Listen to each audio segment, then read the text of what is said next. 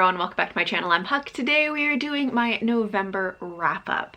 So in November, I read 9 books. I had 1 DNF. And a lot of the books that I read, I think got like pretty in the middle ratings. I had a lot of 3s and 3.5s, I feel like, this month. So like overall, it wasn't a terrible reading month. I didn't, other than maybe 1 or 2 books in the DNF, I didn't dislike a lot of things I was reading. I did have some things that were maybe underwhelming, but overall not bad, and I'm pretty pleased with having read 9 things. My reading is kind of picking up at the end of the year, which I am personally quite happy with. I also did a reading vlog this month for Patricia McKillip, one of my Do I Like This Author vlogs. So I read 3 of her books, which will be in this wrap-up. So if you don't want to be spoiled for the conclusion of that vlog, then you can go watch that. I'll link it in the description. But let's just get into it. Diving straight into one of the spoilers for my Patricia McKillip vlog is my 1 DNF was The Riddle Master of Head by Patricia McKillip. If you want to know why I DNF'd this, I would suggest going to watch that vlog. I had a lot of frustration, a lot of frustrated feelings. My SD card ran out of memory, so I had to delete some stuff. But we're back. But as I was saying, I had a lot of frustrated feelings about Riddle Master of Head, and I have a little bit of a rant in that vlog. So you can go check that out if you want to know why I DNF'd it. All right, so getting into the books that I actually finished, the beginning of the month feels so long ago, and so I feel like I'm gonna have a hard time just remembering anything about these books. But the first book that I finished in November was Seasonal Fears by Shauna Maguire. This is the companion sequel to Middle Game. Middle Game was one of my favorite books of the year that I read it, and I feel like that book actually maybe has potential to be a favorite book of all time, but I would have to reread it to like really decide. But I had heard some very mixed reviews about this one, so I went in with some caution, and I think that was probably a good thing, because I agree that this was not as good as the first book. I guess I will explain a little bit about what this book is about. So this takes place after Middle Game. We're following new characters. We're following Melanie and Harry, who both have the potential to be personifications of a season. Now, in Middle Game, we followed characters who were personifications of like elements of like forces of the universe, and they were twins. In this, the 2 main characters are not twins. They are in high school and they actually are dating. Now, the way that it works for the seasons is that there's a crown of winter and a crown of summer. So there's always a personification of winter and a personification of summer. And then when they die, all of the people who have this kind of inherent potential to hold the crown for one of the seasons then gets thrown into this competition, and so they have to compete to become the king or queen of winter or summer. So at the beginning of the story, the king of winter and queen of summer die, and we are following Harry and Melanie, who both have potential to become the monarchs of seasons, as they are essentially going on a road trip to get to the location where this competition will take place. And if they don't win the competition, they will die. So the plot of this is much more straightforward than the plot of Middle Game. I think Middle Game was much more, the characters were kind of muddling their way through trying to figure out what they needed to do. Whereas this is pretty straightforward. It's like a road trip. They fight some of the other candidates along the way. And then it's like, you have to get to this place by this time and compete in this competition to win, otherwise you die. It's a really straightforward plot. And yet, somehow, I felt like this book was more confusing than the first one, but like not confusing in a fun way. Because I felt like Middle Game was kind of confusing, but like in a great way, that I just was like, I have no idea what's happening, but I am having a great time. And this one, so much of the book is just road trip, which honestly, I don't like a road trip story. And then it's all culminating in this competition at the end, and the competition goes by so fast and is very anticlimactic. And so the actual like pieces of the story and plot just like weren't, they were just very underwhelming. And it just felt like the main point of the story was explaining the magic system. It felt like 50% of this book or more maybe was just info dumps. And even with the amount of time that it spent on explaining, re-explaining, over-explaining, but in a confusing way, the magic system, I still don't feel like it really added anything to the world. So just overall, it felt very unnecessary. I felt like the story needed to focus more on the characters. I think it needed to have more of an emotional arc to it. And I am kind of, again, surprised by that, because I feel like Seanan McGuire's books are usually very character focused and is really about the characters and relationships. And that's one of the things I like about them. And yet I don't feel like that was the case for this one.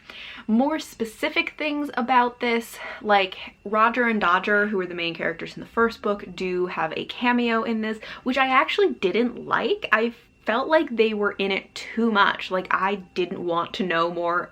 I just was so satisfied with Middle Game as a complete standalone that I really didn't want to know more about them and kind of what they were up to afterwards, and I think they were just in it too much. I gave it 3 stars because there were things that I just kind of enjoyed the ride of reading a Seanan McGuire book, but there were definitely things that were very underwhelming about this. All right, so that was the first book. After that, I read Grey Worm by Maggie Stiefvater. This is the 3rd and final book. I just hit myself in the face with this. This is the 3rd and final book in the Dreamer trilogy, which is following the Lynch brothers. It's a spin-off from the Raven cycle.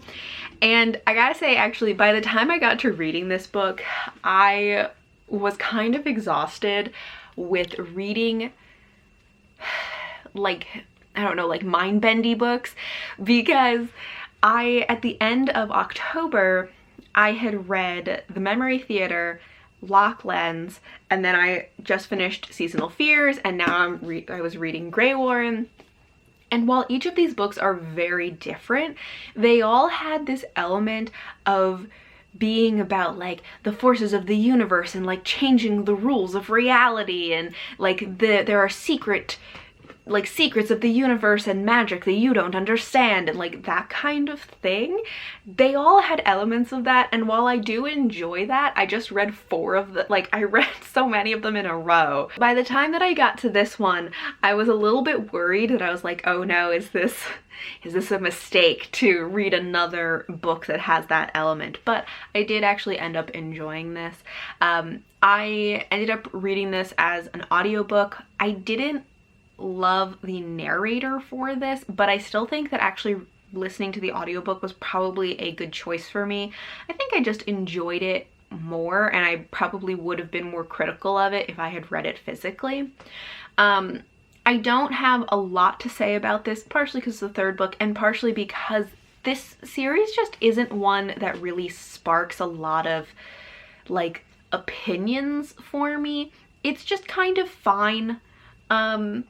you know, there were definitely moments that I had where I was like, oh, this character better not die. But overall, I didn't have a lot of strong feelings. I did like the end of it. I feel like this is a good conclusion to the trilogy.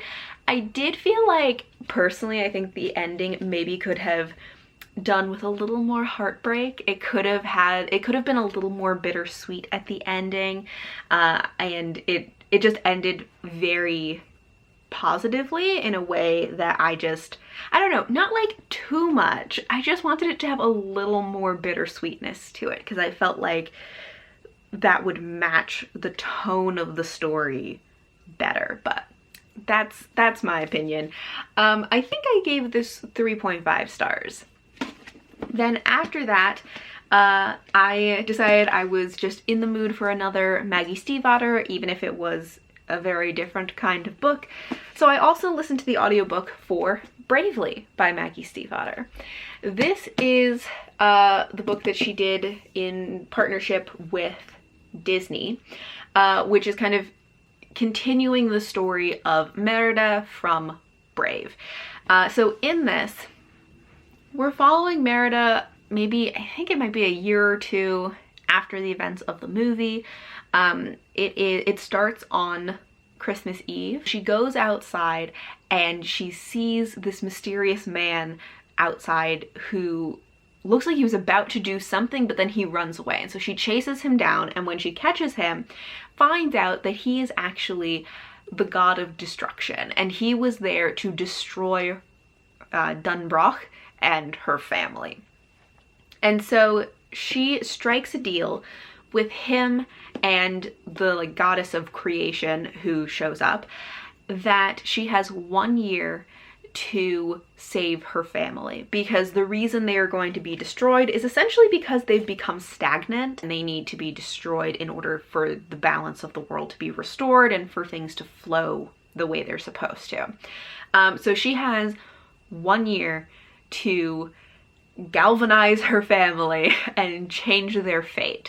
And so we're following her as she is trying to find ways to do that. And you know, it's difficult to change people, and it's also difficult to allow people to change and to accept that they change. I enjoyed this book more than I was anticipating. I went into it very cautiously just because this concept of authors partnering with like Disney or DC or something like that just never really appeals to me, but this one I made an exception with, for the combination of Maggie Stiefvater writing Merida's story just like made a lot of sense to me as to like why she was the one telling this story.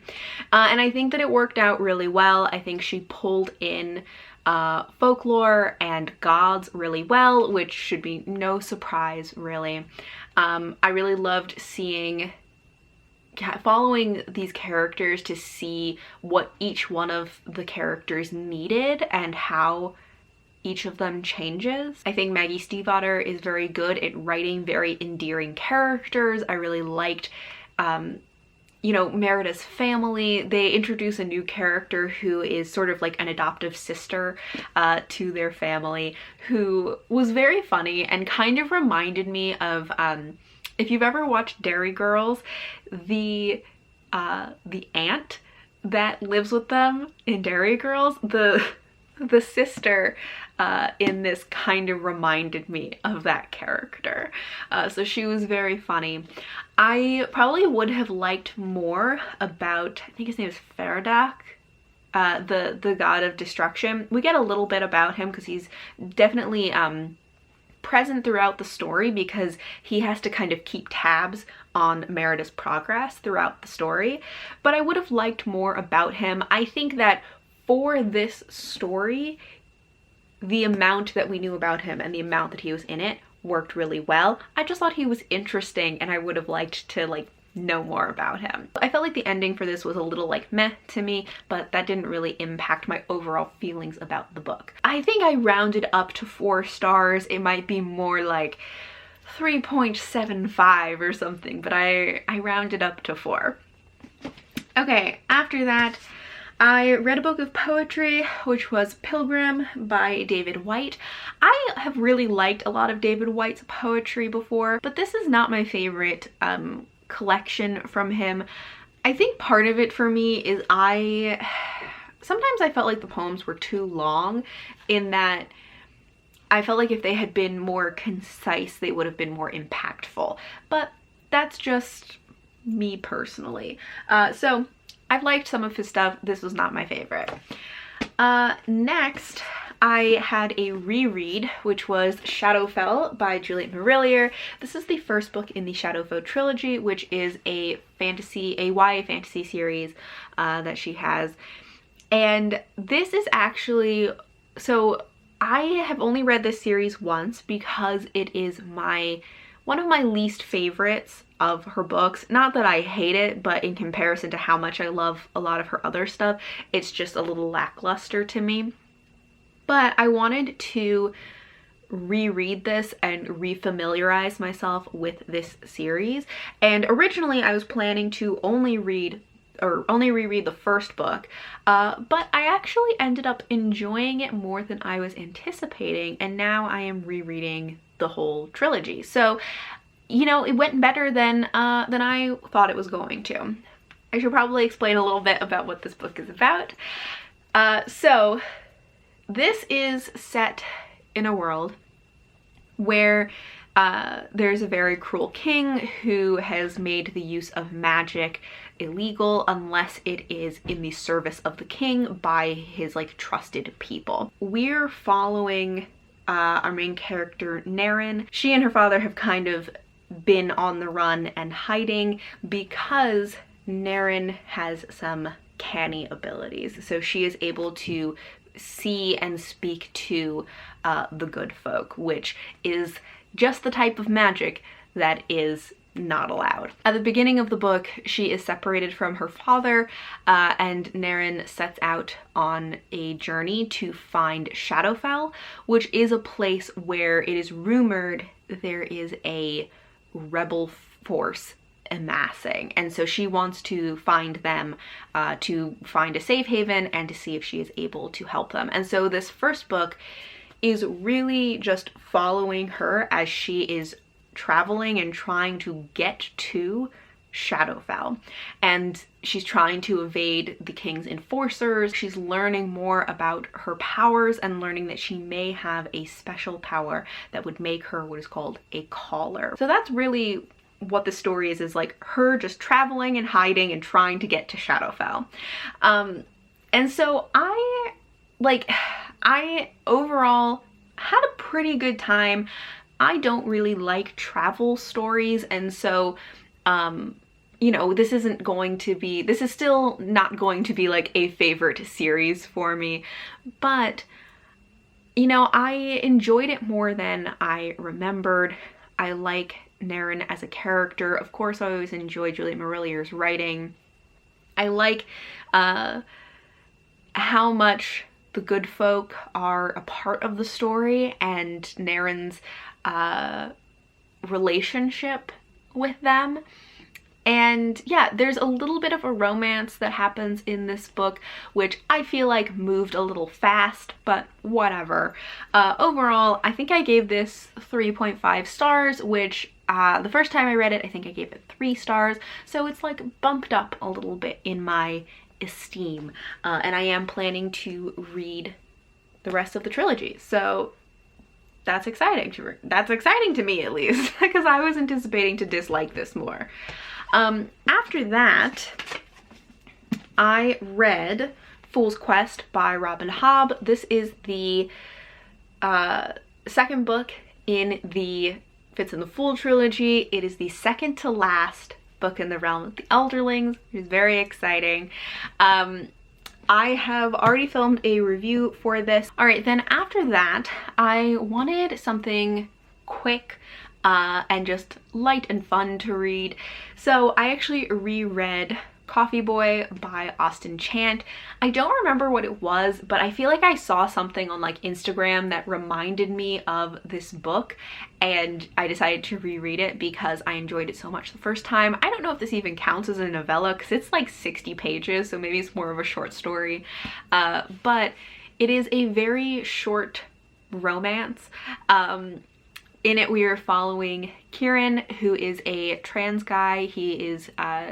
He's recently graduated from college and has started his first like internship with a political campaign. He feels very out of place in this office, and there is the campaign strategist who seems very like kind of mean and icy and standoffish, but eventually the two of them get to know each other and have a romance, and it is just very, I love this story every time I read it.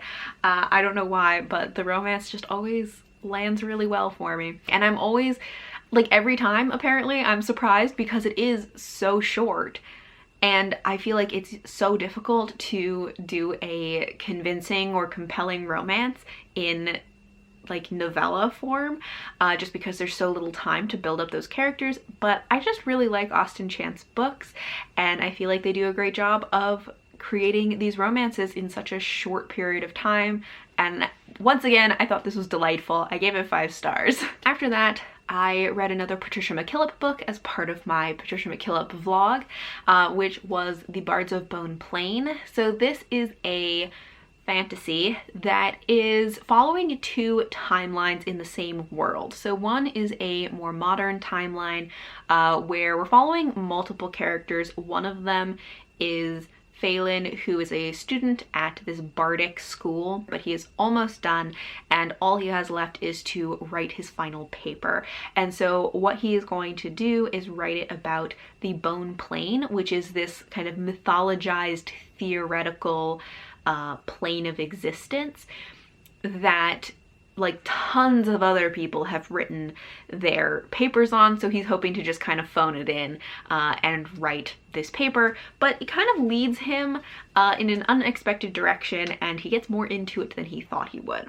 Some of the other characters that we're following, there's also Phelan's father, who is kind of this wealthy, eccentric man who is really obsessed with like finding like ancient artifacts, and another character we're following is Princess Beatrice, who is a princess but also is like very into finding these artifacts, and so she's been hired by Phelan's father to work with essentially a bunch of other like archaeologists to dig up different ancient artifacts. We also follow a character named Zoe, who is part of a many generations of like stewards for this bardic school.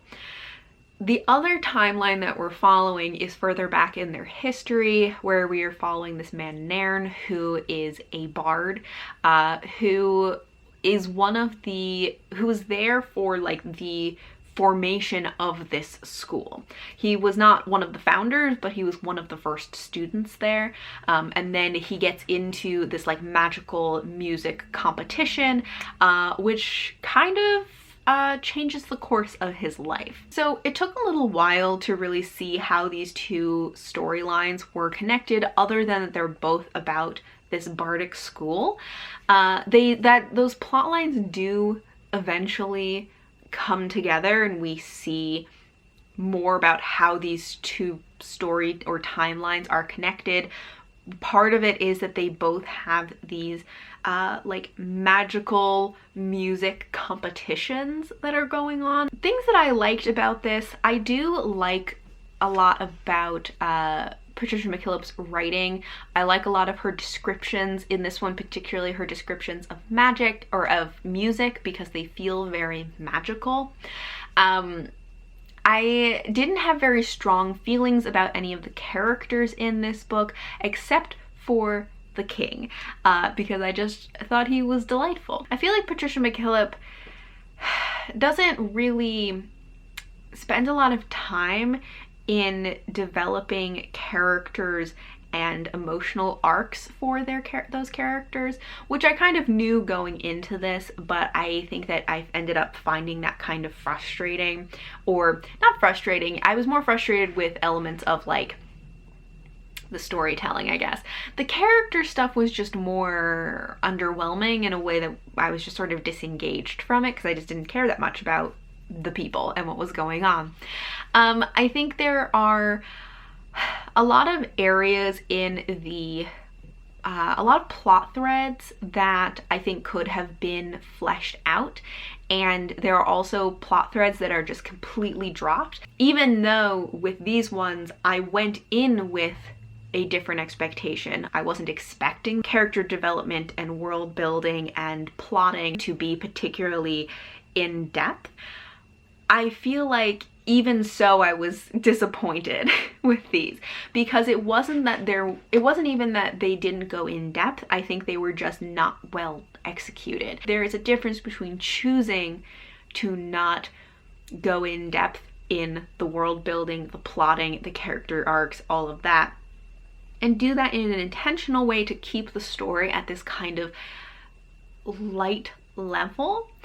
And there's a difference between that and just not writing a story well. I feel like that is what happened in this. I feel like there were a lot of elements of this book that just weren't done well. And yet I still gave this book like 3 stars because I enjoyed the vibes. I liked her writing. And I think maybe after DNFing Riddlemaster, my bar may have been low because I was like, at least I understand what's happening in this book. So giving her extra points for that. Anyways, so that was The Bards of Bone Plain. After that, I read The Changeling Sea by Patricia McKillip, which is a middle grade that is about this girl named Periwinkle, or Perry for short. She lives in a seaside fishing town. Her father died, he was a fisherman, and he died at sea. Her mother pretty much checked out, and so she is now the one keeping her family going by having her job at the local inn. She gets really angry and decides to hex the sea, and when she does so, a giant sea dragon with a gold chain around his neck appears in the sea. And everyone in the town is like really obsessed with how do we get the gold, and Perry's a little bit more like, why is there a dragon? She also gets to know the local prince because he's very drawn to the sea and has a connection to it, and thinks that there may be some mysteries of his past that connect him to the sea, and so she's kind of helping him as well. Can't get too much into the rest of the plot because it is a very short book. It's like 130 pages, but this is probably my favorite of the books that I read for that vlog. I just enjoyed the vibes. I appreciated that Patricia McKillip gave even just like the smallest amount of context for this world and these characters. So this is an example though of a book that I think it doesn't go in depth in world building or character, but I feel like she provided enough information that it felt intentional, so that it felt kind of whimsical in the unknowing instead of just like, what are you doing? The vibes of this also reminded me a little bit of Howl's Moving Castle, so fans of that may enjoy this as well. And I think I gave this 3.5 stars. So those are all the books that I read in November. Overall, you know, a lot of the books were in the like 3.5 star range, but I feel very positively about my reading experience for November, so that's good. Anyway, I would love to know, how was your November reading? Thank you all for watching, and until next time, bye!